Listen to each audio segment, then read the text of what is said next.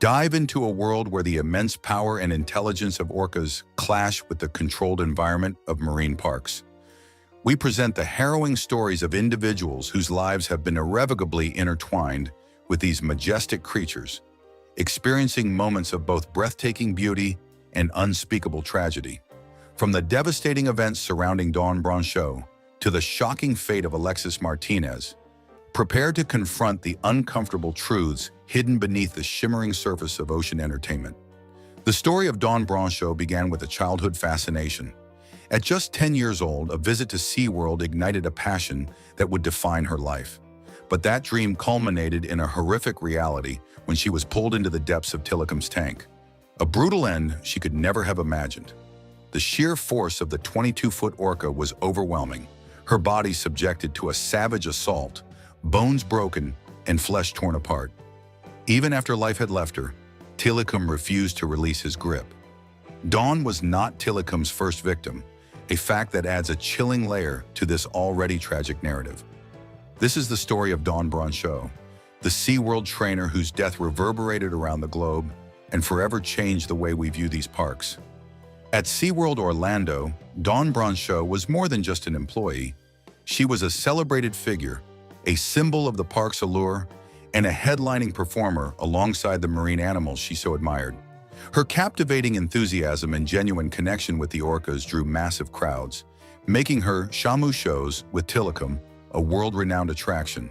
Tilikum, a colossal killer whale, had been a fixture at SeaWorld for nearly 2 decades, forging a working relationship with Dawn over those years.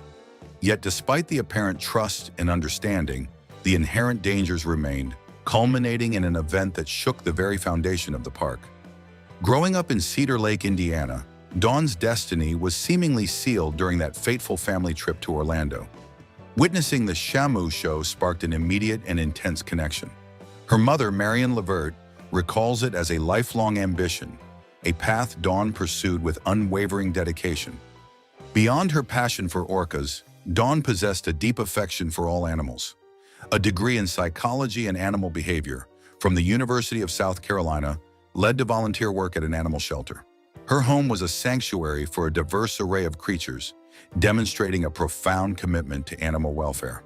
This love ultimately paved the way to a position working with dolphins at Six Flags Great Adventure in New Jersey.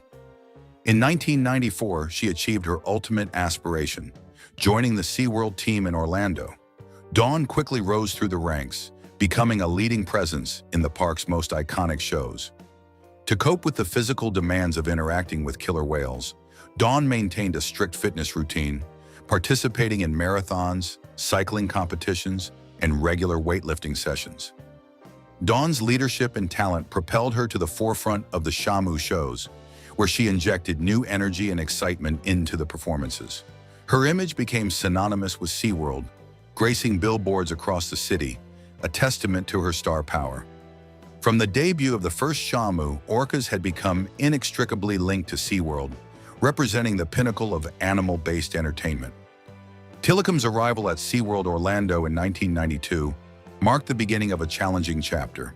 The 22-foot orca, captured off the coast of Iceland in 1983, struggled to adapt to life in captivity.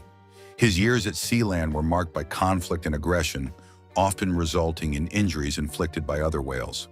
Confined to small tanks, this creature, accustomed to the vastness of the ocean, became a symbol of suppressed rage, a tragedy waiting to unfold.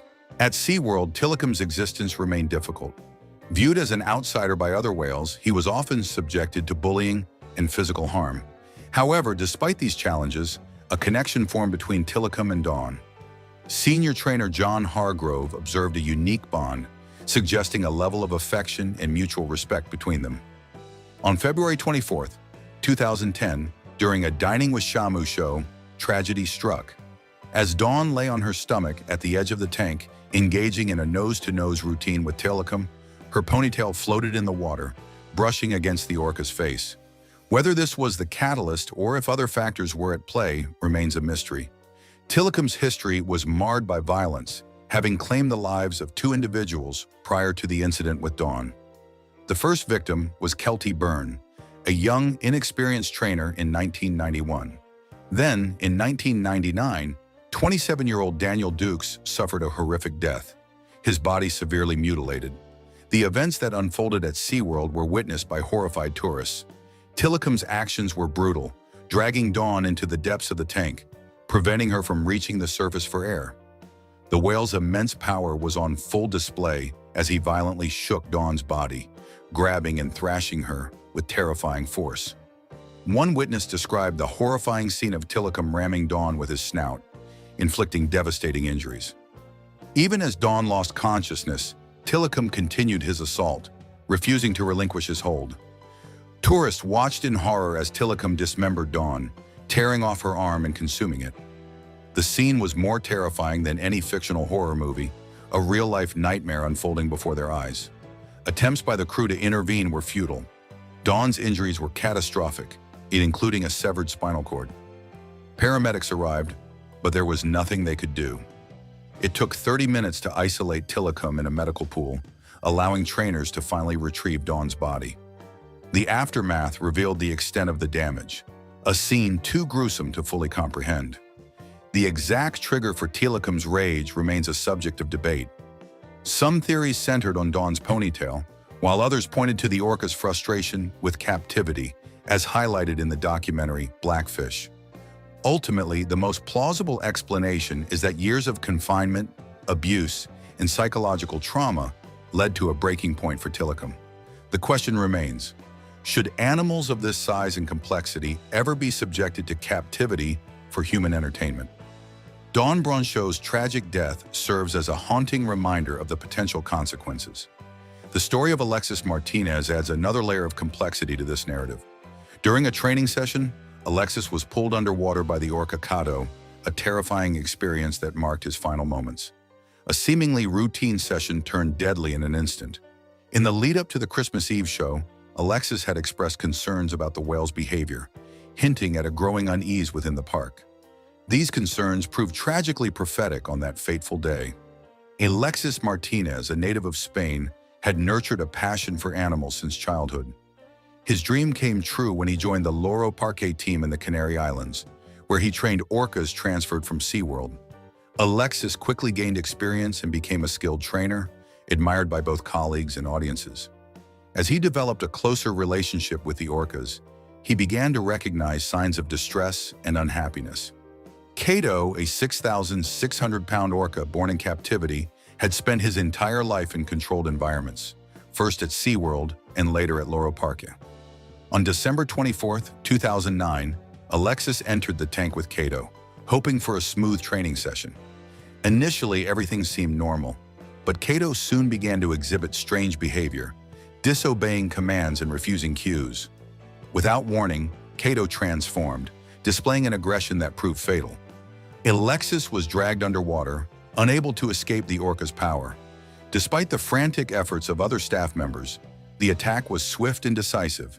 Alexis Martinez's death exposed the inherent dangers faced by trainers working with marine animals in captivity. It raised questions about safety protocols and the ethical implications of keeping these powerful creatures confined for entertainment. The case serves as a sobering reminder of the risks involved and the need for greater awareness and respect for the wild nature of orcas.